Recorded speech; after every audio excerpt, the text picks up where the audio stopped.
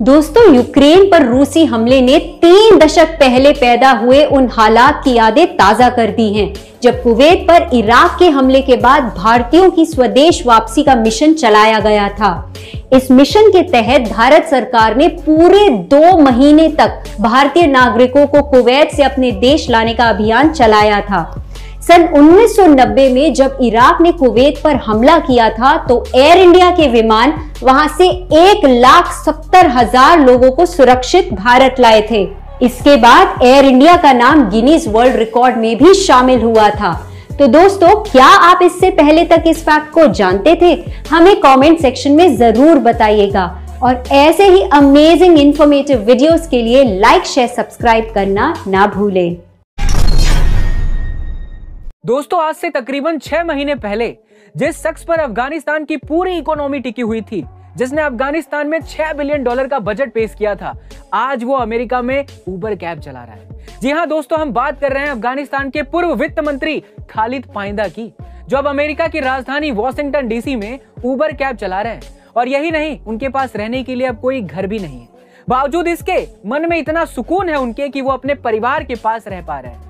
दरअसल अफगानिस्तान में तालिबान हमले के बाद तालिबानी लोगों के बीच रहना खतरे से खाली नहीं था और इसी वजह से कई अफगानी लोग अपना घर छोड़कर दूसरे देशों में जाकर बस गए, जिससे कई लोगों की जिंदगी बदल गई थी।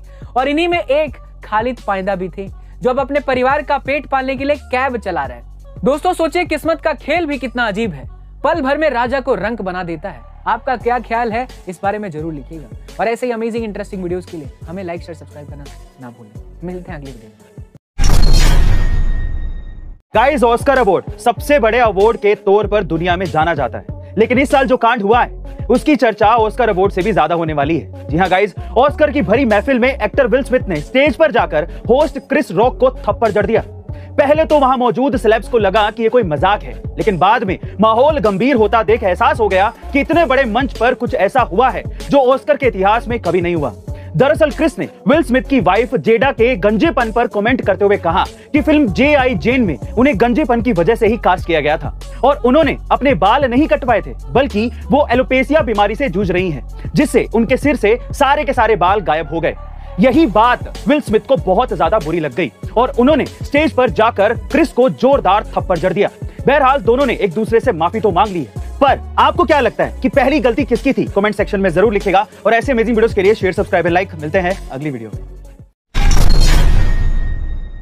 गाइस, Amazon कैसे कस्टमर्स को ज्यादा से ज्यादा ऑनलाइन शॉपिंग के लिए मजबूर करता है, जरा ध्यान से सुनिएगा।